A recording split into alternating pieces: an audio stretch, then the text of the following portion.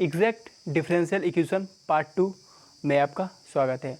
जैसा कि मैंने लास्ट वीडियो में आपको बताया था कि जो हमारी नेक्स्ट वीडियो आएगी वो एग्जैक्ट के ऊपर ही होगी, और यहाँ पे मैं आपको कुछ 2 या मैक्सिमम 3 क्वेश्चन बताऊंगा जो कभी ना कभी यूनिवर्सिटीज़ एग्ज़ाम्स में पूछे गए हैं या जिनके पूछे जाने के चांसेस बहुत ही ज़्यादा होते हैं। उन्हीं में का आपके पास ये क्वेश्चन ये लिखा होता है, बहुत इंपॉर्टेंट क्वेश्चन है और कई बार ये यूनिवर्सिटीज़ में पूछा गया है, और कहीं ना कहीं ये क्वेश्चन आपके कॉम्पिटिटिव एग्ज़ाम्स में भी मिल जाता है आपको कभी कभी। और इसके बाद जो मैं क्वेश्चन बताऊंगा तो सबसे अच्छा क्वेश्चन मुझे अभी तक एग्जैक्ट डिफरेंशियल इक्वेशन में वही लगा है, और वही क्वेश्चन सबसे ज़्यादा बार यूनिवर्सिटीज़ में रिपीट हुआ है। तो सबसे पहले ये क्वेश्चन बताएंगे आपको, उसके बाद में दूसरा क्वेश्चन बताऊंगा वो आपका सबसे ज़्यादा क्वेश्चन इंपॉर्टेंट वही होगा। तो इस क्वेश्चन की जैसे लिखा हुआ है x² minus A by D x minus का ए एक्स माइनस का y² dy इक्वल टू 0। तो ये हमारे पास इक्वेशन लिखी हुई है। कौन सी इक्वेशन है? डिफरेंशियल इक्वेशन लिखी हुई है। हमें नहीं पता है ये एग्जैक्ट है या कैसी है, अभी हम पता करेंगे। तो सबसे पहले हमें इसको कंपेयर करना है, comparing the given equation with m dx plus n dy। तो यहाँ पे जो m की वैल्यू कितनी होगी, जो आपका dx के साथ लिखा होता है वो आपका m होता है। तो m इक्वल टू आपका होगा x² माइनस का ए वाई, ठीक है। और जो आपका dy के साथ लिखा होता है वो आपका n होता है। तो n की वैल्यू कितनी हो, और निगेटिव चिन्ह के साइन के साथ भी आपको लिखना है। जैसे यहाँ पे पॉजिटिव होता तो पॉजिटिव लेते, और निगेटिव है तो निगेटिव आपका लिखेंगे। तो जो n की वैल्यू होगी ये निगेटिव ax माइनस का y², ax आपका माइनस का ये y² हो जाएगा, ax माइनस का y²। अब आपको यहाँ पे क्या करना है, इसका पार्शियल डिफरेंशिएशन कर देना है। m का करते हैं y के रिस्पेक्ट में, और x का करते हैं n का करते हैं x के रिस्पेक्ट में। तो सबसे पहले यहाँ पे करेंगे तो डेल m ओवर ये आपका डेल y जो आएगा। अब इसको m को कर रहे हैं y के रिस्पेक्ट में, तो इसको y के रिस्पेक्ट में करेंगे तो यहाँ पे जो हमारे पास x होगा, ये x एक कांस्टेंट की तरह बिहेव करेगा, क्योंकि पार्शियल डिफरेंशिएशन कर रहे हैं, पार्शियल डिफरेंशिएशन, ठीक है। तो इसका तो 0 हो जाएगा और ये माइनस का आपके पास a हो जाएगा। तो ये आपका डेल m ओवर जो आपका डेल y आएगा, ये माइनस का ये आपके पास इतना आएगा। चलिए यहाँ पे देखते हैं। अब n का करेंगे तो इसका x के रिस्पेक्ट में करेंगे, तो डेल n ओवर आपका ये डेल x इक्वल टू एक निगेटिव पहले से ही है। तो यहाँ पे जो आपका ये y होगा, ये y आपका कांस्टेंट की तरह बिहेव करेगा। ये y कैसा कांस्टेंट की तरह बिहेव करेगा, क्यों? क्योंकि पार्शियल डिफरेंशिएशन कर रहे हैं, और किसके रिस्पेक्ट में? x के रिस्पेक्ट में करेंगे। ये x के रिस्पेक्ट का मतलब सिर्फ ये x को ही देखेगा, यानी सिर्फ इसका फोकस जितना होगा x पे ही होगा, ये x पे ही होगा, बाकी सबको ये 0 करता हुआ जाएगा। तो यहाँ पे ये निगेटिव पहले से ही है और ये x लिखा हुआ तो ये हो जाएगा, यानी डेल n ओवर, और ये आपका डेल x आएगा, ये भी माइनस का a आएगा। अब हमारे कंडीशन के अनुसार, जैसा कि मैंने आपको पिछले वीडियो में बताया था, ये जो डेल m ओवर ये आपका डेल y लिखा हुआ है, और ये बराबर आ गया del n over del x के। अब ये कंडीशन जब हमारे पास आ जाती है, कौन सी? ये वाली कंडीशन, इसकी भी माइनस से वैल्यू आई है और इसकी भी माइनस ए आई है, तो दोनों की वैल्यू बराबर है, तो ये भी जो होंगे ये भी बराबर होंगे। तब हम कहेंगे कि ये जो हमारे पास डिफरेंशियल इक्वेशन लिखी हुई है कैसी है? एग्जैक्ट डिफरेंशियल इक्वेशन लिखी हुई है। और हमें यह पता पड़ गया कि हमारे पास एग्जैक्ट डिफरेंशियल इक्वेशन है। अब हमें इस डिफरेंशियल इक्वेशन का सल्यूशन लिख देना है। तो सल्यूशन इसका कैसे लिखेंगे, चलिए मैं आपको बताता हूँ।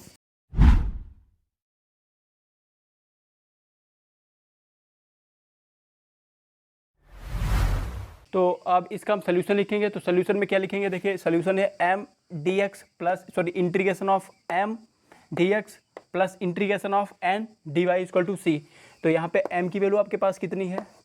x² माइनस का a Y into D X, plus की n की वैल्यू आपके पास कितनी है? माइनस का ax माइनस का y², और है dy इक्वल टू आपका पास c।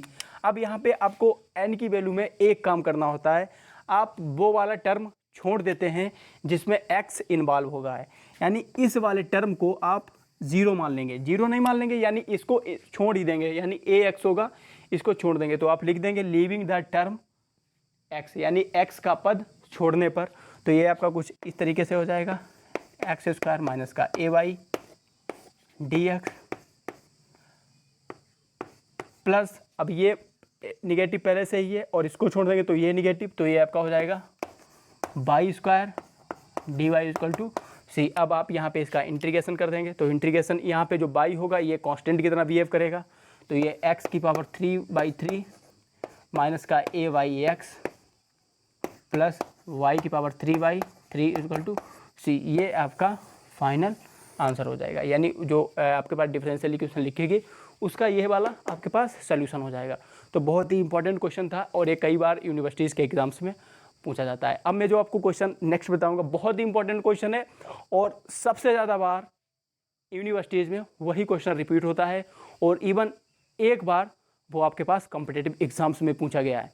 तो चलिए देखते हैं क्या क्वेश्चन है वो और उसको कैसे सॉल्व करेंगे। ओके,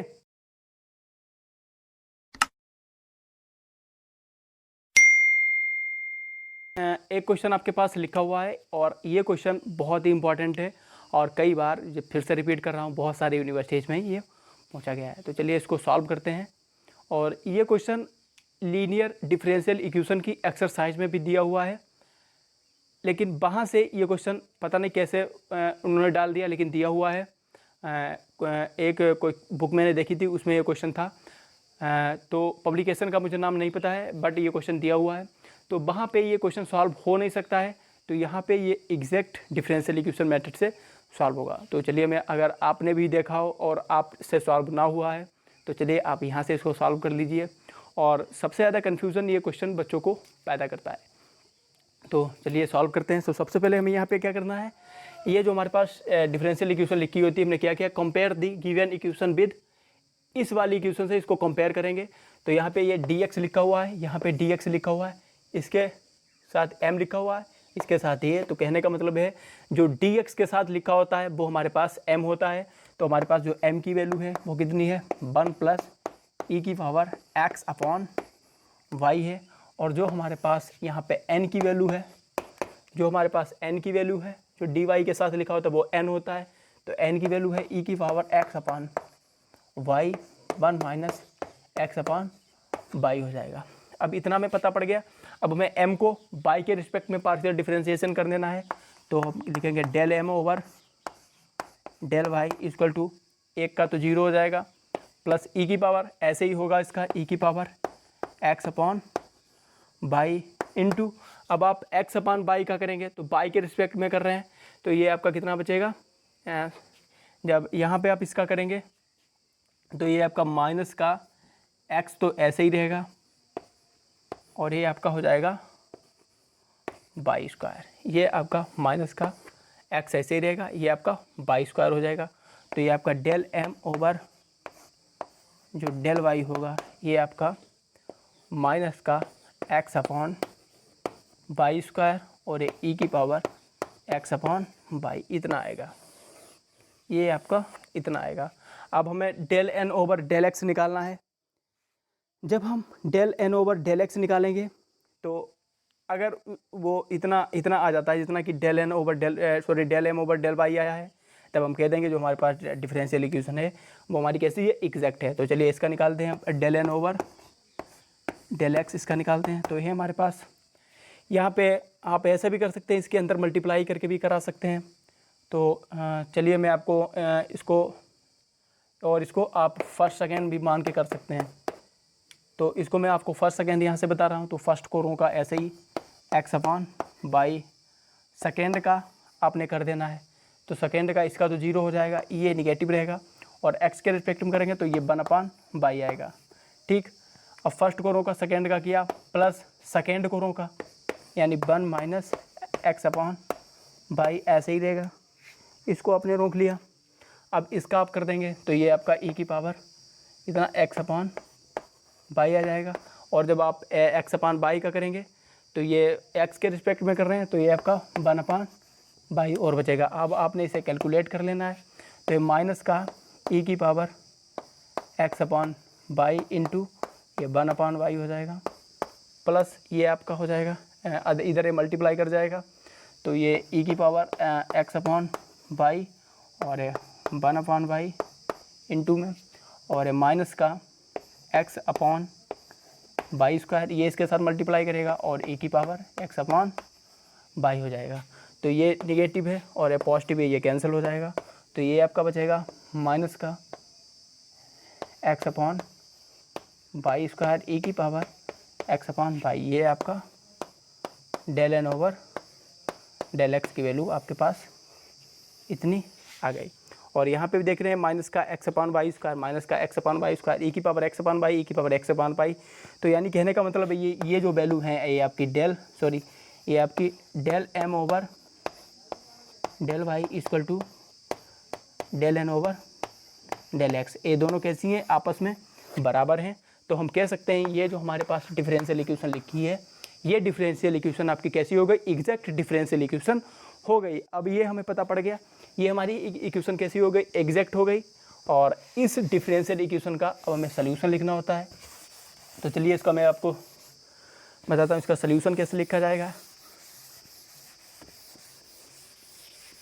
तो जब इसका हम सल्यूशन लिखेंगे तो सल्यूशन में क्या करते हैं, हमारे पास क्या होता है, जो हमारे पास इसका सल्यूशन होता है वो m dx integration of plus n dy equal to c। यानी यहाँ पे आपको m की वैल्यू रखनी है। तो m की वैल्यू आपके पास कितनी है, 1 प्लस e की पावर x अपॉन वाई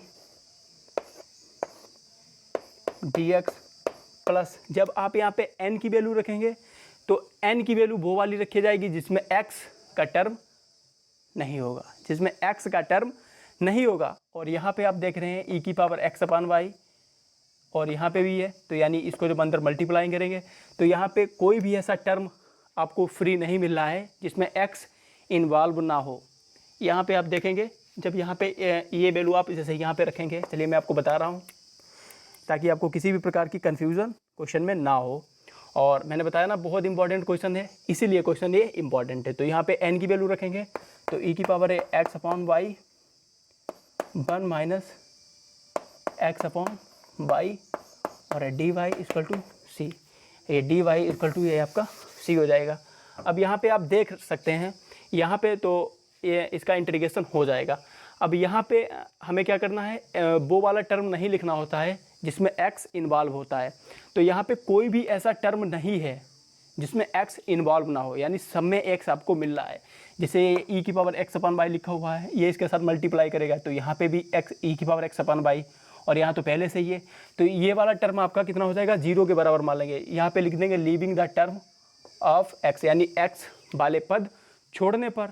तो यहाँ पे ऐसा कोई जितने भी x वाले होंगे सबको छोड़ देंगे तो यहाँ पे 0 हो जाएगा। और इसका आप जब करेंगे तो ये x प्लस ई की पावर x अपान वाई, और जो इसका कॉफिशिएंट है x का ये आपका अपॉन में आ जाता है, और ये आपका हो जाएगा यहाँ पे तो इक्वल टू ये आपका c हो जाएगा।